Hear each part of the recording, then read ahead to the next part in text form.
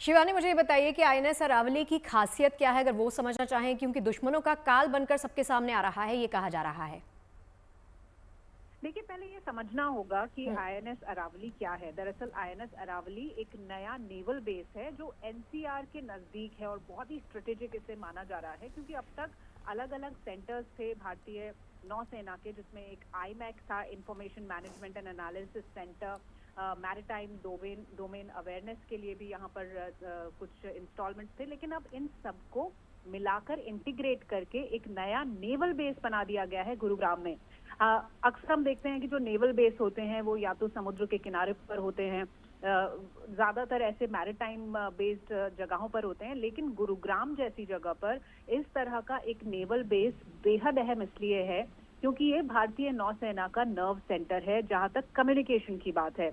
आज के युग में जितने भी युद्ध हमने देखे हैं, चाहे वो ऑपरेशन सिंदूर हो, इजराइल का युद्ध हो, या फिर रूस और यूक्रेन के बीच जो 3 साल से ज्यादा लंबा युद्ध चल रहा है, सभी युद्धों में बहुत ही अहम बात है कि इंफॉर्मेशन इज द की, यानी कि जो सूचना का पूरा प्रचार प्रसार है, किस तरह से हमें दुश्मन के हर एक मूवमेंट के बारे में जानकारी मिलती है, वो बेहद अहम है।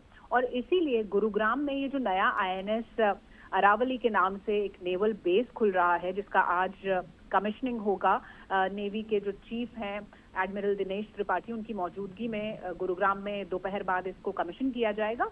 तो इसे बहुत ही अहम इसलिए माना जा रहा है क्योंकि ये कमांड कंट्रोल और मैरिटाइम डोमेन अवेयरनेस के लिए जितनी भी आधुनिक इंस्टॉलेशंस हैं वो यहाँ पर मौजूद रहेंगी। तो आईएनएस अरावली भारतीय नौसेना का सबसे नया इंफॉर्मेशन वॉरफेयर के लिहाज से एक सपोर्ट देने वाला नेवल बेस होगा जो गुरुग्राम में होगा।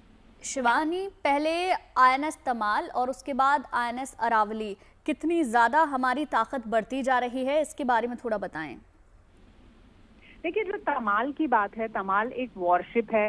भारतीय नौसेना में जितने भी असेट्स होते हैं उनके नाम के आगे आईएनएस लग जाता है और ये एक ट्रेडिशन है। तो आईएनएस तमाल की जहां तक बात है तो ये एक वॉरशिप है जिसे रूस में कमीशन किया गया था। 1 जुलाई में तलवार क्लास का शिप था, वो अब भारत पहुंच चुका है। कारवार बेस में वो पहुंचा है, उसने एंकरेज किया है और डिप्लॉयमेंट्स में भी उसको लगा दिया जाएगा। जहां तक बात है आईएनएस अरावली की, तो ये कोई शिप या सबमरीन नहीं है, लेकिन ये एक नेवल बेस है, एक ऐसा सेंटर है जहां से इन सभी एसेट्स को, जितने भी नेवी के एसेट्स हैं, चाहे वो कोई भी वॉरशिप हो, सबमरीन्स हो, उन सबको कमांड दी जा सकेगी, उनके लिए सपोर्ट बेस बनेगा, उनको इंफॉर्मेशन दी जा सकेगी। तो ये अत्याधुनिक इंफॉर्मेशन वॉरफेयर के लिए हर कुछ यहाँ पर तैनात रहेगा और स्ट्रेटेजिक लिहाज से ये बेहद अहम इसलिए है क्योंकि भारतीय नौसेना का एक तरह से समझ लीजिए जितना भी मैरिटाइम बॉर्डर है, जो भी गतिविधि वहां पर हो रही है, उस सबको यहाँ से मॉनिटर किया जा सकता है। तो आईएनएस अरावली एक नेवल बेस है जिसे यहाँ पर कमीशन किया जा रहा है। ठीक है, मतलब ये कहना यहाँ पर सही होगा शिवानी कि इस नेवल बेस से ऑपरेशंस को स्ट्रेटेजाइज करने में काफी हद तक मदद मिलेगी। बिल्कुल, जितना भी ब्लू वाटर्स में एक्टिविटी हो रही होगी भारतीय नौसेना की, उन सब पर पैनी नजर रखी जा सकेगी इस सेंटर से, जो एनसीआर में होगा। और एनसीआर इसलिए भी अहम है क्योंकि आपने देखा है कि नेवल को लेकर, चाहे वो नेवी के चीफ हों, सब कुछ यहाँ पर गतिविधियां होती हैं। प्रधानमंत्री कई बार खुद बड़े ऑपरेशंस पर नजर रखते हैं, तो इसीलिए एनसीआर में इस तरह के बेस का होना बहुत ही अहम माना जा रहा है।